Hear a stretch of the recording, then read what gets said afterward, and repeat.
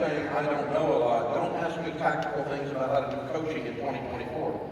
I can answer you conceptual things, I can answer you Dave Ramsey or Ramsey Solutions questions, I can answer you questions about a lot of different things, but the coaching team here knows and many of you that are experienced coaches today know a whole lot more about actually running a coaching business today than I'll be able to answer for you. And we'll have people here all week that know a lot more and will be teaching you things, tactical detail things, business operational things, marketing things, all that kind of stuff. And so please stay away from those. I can't help you. You want to go there, I'll just say I don't know, but that's the thing. So, all right, who's going to start us off? Go over here to the microphone, please. If you got a question, come to these two microphones. And I'll answer. I don't mind answering anything. I just don't know the answer to some of it. I'm warning you ahead of time. Dave, you've described yourself as a book junkie. What's something you've read lately that's really been powerful for you? I've become friends with this guy that Deloney introduced me to, and I read both of his books. They were excellent. Comfort Crisis by Michael Easter. Really, really good. And his new one is called The Scarcity Loop, which is more important for what you all do. The scarcity loop is this idea of what causes humans, for instance, to become addicted to gambling. He did a whole unpack of the labs that they run in Vegas on putting together the programs for the slot machines and stuff. And both very informative, both very inspiring. I'm trying to think, I just read one.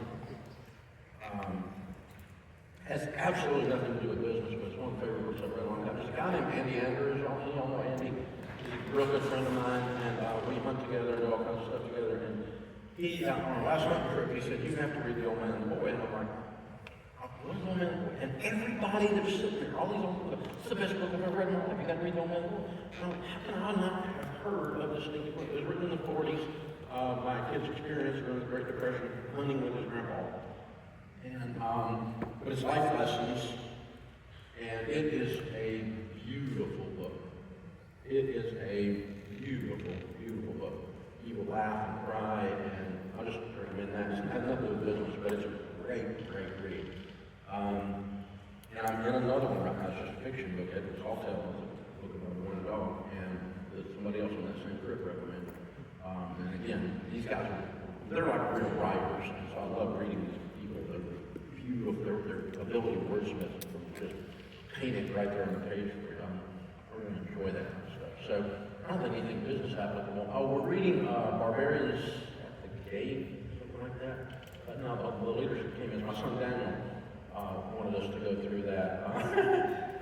Well, when you read it, you start to understand why he wanted us to go through it. But because it's about the person who starts the thing is the barbarian, and then it goes, then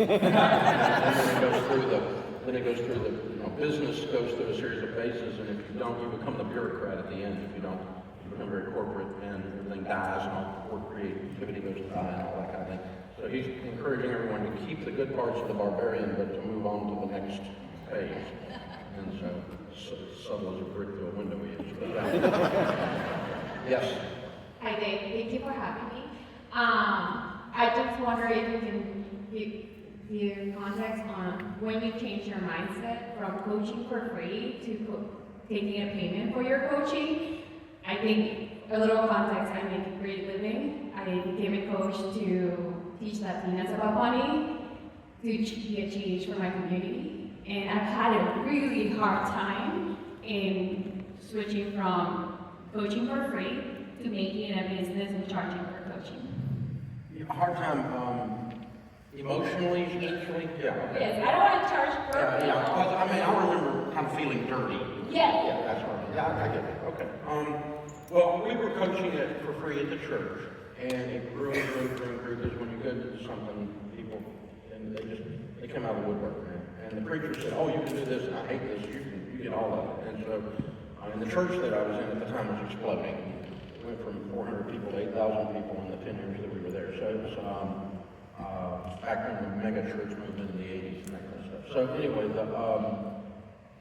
that thing, it was the ministry that ate my house, because I was over there every night. And my wife said, we have kids, and we're broke, and you're over there coaching for free every night. Yeah, that's true, but I don't feel I feel like God gave this to me, I'm supposed to help people, and she's like, okay, yeah, that's good. And then we decided, I got on this little radio show, and everything started blowing up, and people were like, I want to meet with you, that weren't at the church. So the public is like coming at me. And we didn't have an office, we were in the house. And I'm not, these people ain't coming to my house, okay? I'm not coming to your house, okay? And no. So we got, I got one of these office things where you can rent an office by the month, one little office by the month. And in those days, it was probably $500 or something, and I didn't want to pay $500 for it. So I talked to people that had that. They had, and when you rent the office, you get used to the copier and the conference room, and you know that kind of thing. Y'all know we probably still have those things out there a little bit. But anyway, so I talked them into for $50 a month. I could use the conference room 5 times a month. I could meet the public there, and that was the first time I charged $150. And where I had gotten to by then, we had already realized at the church, because that thing I was doing had also morphed into a full counseling ministry called the Barnabas Ministry at the church. We had people working in 12-step, we had people doing marriage counseling that were marriage counselors for a living and they were doing it as a ministry at the church. We had people doing career counseling that were career counselors for a living and they were doing it as a ministry at the church. So we had this huge array of counselors of different subjects at the church. And as a group, we had figured out that the people don't make as much progress with free counseling as they do as if they're paying. If you're just paying even $50, you know, you're going to do the work, or you're not going to keep coming and paying the $50. But people that are coming for free, they just want to come talk, you know, and then they go home and do nothing, and we come back and we go, what'd you do? Nothing.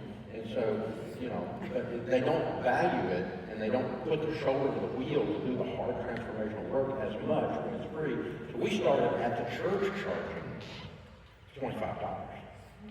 Just to put some skin in the game, just to let people recognize there's a value transaction happening and you need to go do the work for you. We put the $25 in the food bank. I mean, nobody kept the money, and it was for ministry, right? But then when I started doing the other thing, charging $150, by then I'm like, what I'm teaching you is worth, you're going to become a millionaire, it's worth $20,000. This is a bargain. When you go through Financial Peace University for $99, and you get all this stuff, and every dollar of the app, and you get all this stuff, crap, if you went through that same material with a yellow pad, Financial Peace University would be $10,000. Because you'll be a millionaire if you do what I tell you to do. And so my value transaction there kept me from feeling dirty. I was giving them a bargain. And that's where it evolved into. And then we went to, just to tell more stories, but we went on to, in April of '94, when we opened the first little office, and I hired Russ Carroll, the first counselor, the first coach, and he's doing financial counseling, and so am I. By then had so much counseling lined up, I couldn't do it all, and do the radio show, and I wanted to launch what became Financial Peace University. So he took half the counseling load. I kept doing a little bit of it, and I would do the radio show during the day, and teaching at night, and working my tail end off. And when we got ready to launch that, Sharon and I sat down, and I had done enough of a little bit of speaking and enough of other things. And so we laid out a pro forma. We can make $60,000 the first year.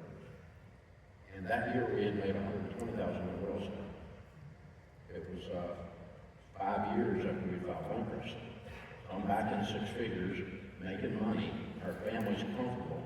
And I'm saying, Sharon, this is what God's called us to do. 60,000, I think we can make more than that eventually, but the first year is going to be 60 if we do everything perfect.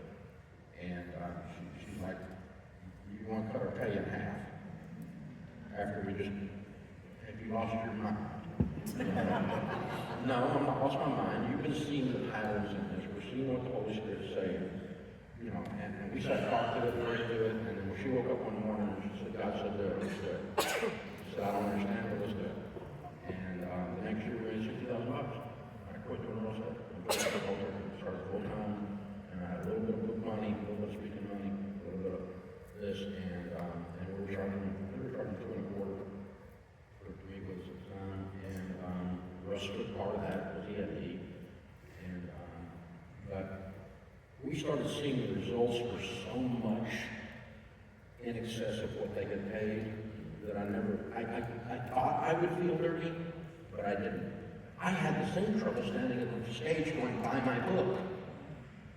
Buy my book. It felt like I was a huckster, right? It felt like all he wants is your money. And I've always gotten that. Dave Ramsey is all about the money. He's just milking the poor people. Made more people into rich people than anybody else, but I'm milking the poor people. Yeah. So, it's just so, but that's, I felt, and then I realized, okay, did God give you this or not? If God gave it to you, it's not dirty.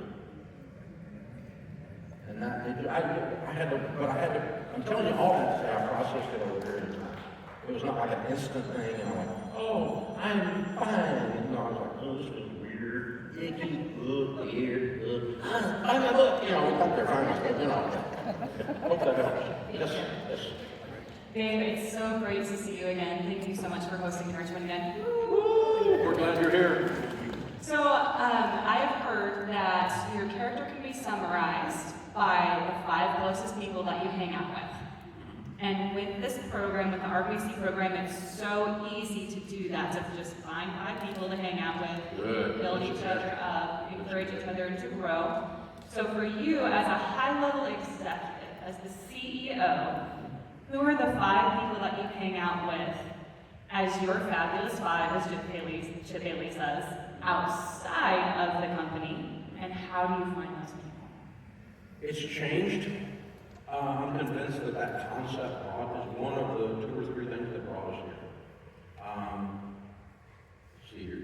25 years ago, so I'm 67 in my 30s, in my 40s, and I kind of dialed in on this. I went, there's people out there that I need to learn from that are not on my payroll. And so I had gone through a men's Bible study that was 2 years long with 12 guys, and it was all about memorization and reading books and holding each other accountable. But that group was curated for me, and honestly, I didn't care for some of it. Loved the study, and it was good, but some of it got weird. And so, but the 2 of them were friends of mine before the study and after the study, going into it.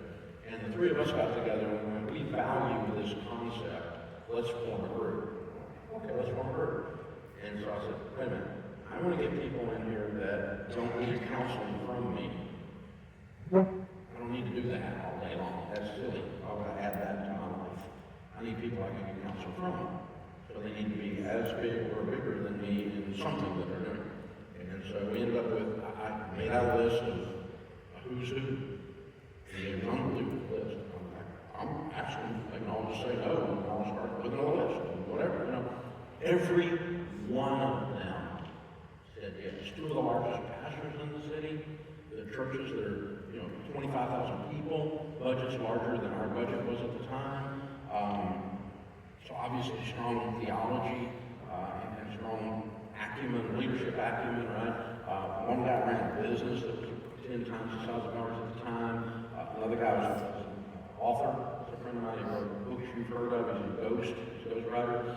And they wrote all of Joel Osteen's books as an example, and a bunch of other people's books, and 67 #1 bestsellers on the New York Times. I hadn't had that many, so he's a good guy to sit with, right? So anyway, I put together this group. We called it the Eagles Group. We met every Wednesday morning for 14 years in my office at 6 o'clock in the morning. And we went through all kinds of stuff together. One of the guys died. They were all married to their first wives at the time. One of them went through a divorce through there. One of the churches split during the time. One of the guys got attacked by the media, the left-wing media during the time. We went through all kinds of stuff together and learned. We read a bunch of books. Reading in there is where I discovered Meg Meeker, Rabbi Daniel Lappin, Henry Nouwen. I'd never read any of them. Meg and Rabbi have become friends of mine since then. But I met them through their books in that group. We read these books that I would have never picked off a shelf in my life. And they were put in front of me by this group that was bigger and better. That group ran its course. And I formed another group that is much less formal and much more fun, but it's also the same type of people. Some of the ones from that group, and that group's been together 11 years now. We meet once a month. And it's 2 of the people are 2 of the largest pastors in the city, and they have both just retired this year. after we've been together 11 years. Henry Cloud is in there. Dr. Henry Cloud, he moved to Nashville. We've been friends for a long time. I put him in there. And I love Henry. I just love the guy. And he's brilliant and well-read and everything else. So I want people that are well-read. I want people that are up on what's going on. I don't want to sit in there and talk about Kamala and Trump. Shoot me.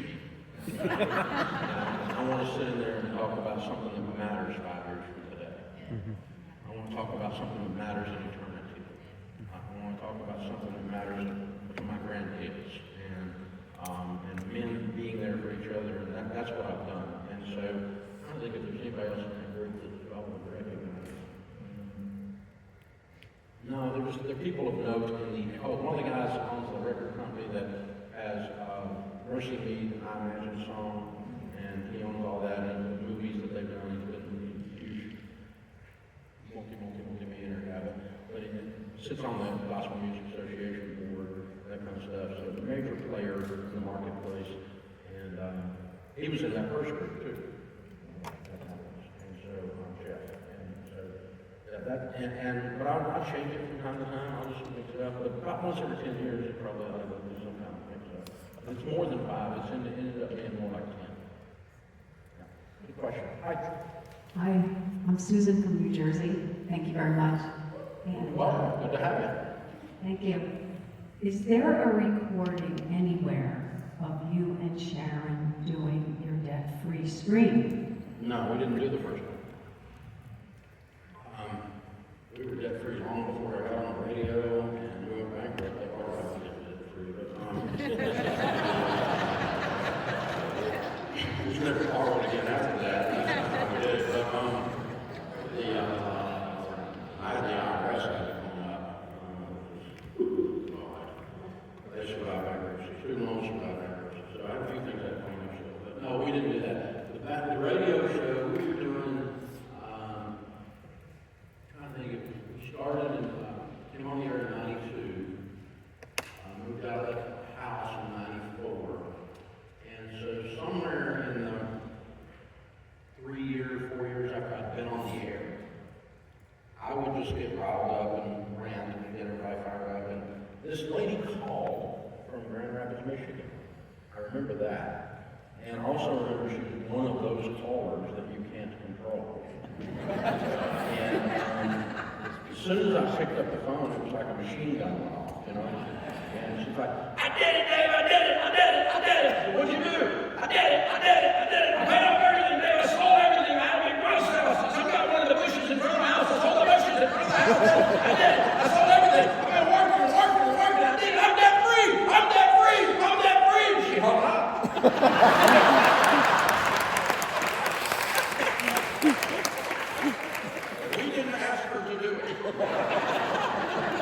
Next week, a guy called up from Alabama and he said, hey, I want to do that. You want to do what? He goes, that woman they called last week and was screaming. I'm like, you want to scream on the radio? Yeah, man, I'm debt free. I want to tell everybody. I'm like, all right. I'm debt free! And he hung up. That's how it started. I'm not real smart, but I see a pattern. They've been through this visceral experience where their bone marrow is laid out on the kitchen table, right? And they want a place to yell like Braveheart, and people with a PhD who have never raised their voice in 14 years yell like they're a hillbilly on the air. Like, oh, I'm dead! Where'd that come from? You know? Wow! Freaking Brave. And we play that Braveheart clip under it where Mel Gibson is yelling, freedom!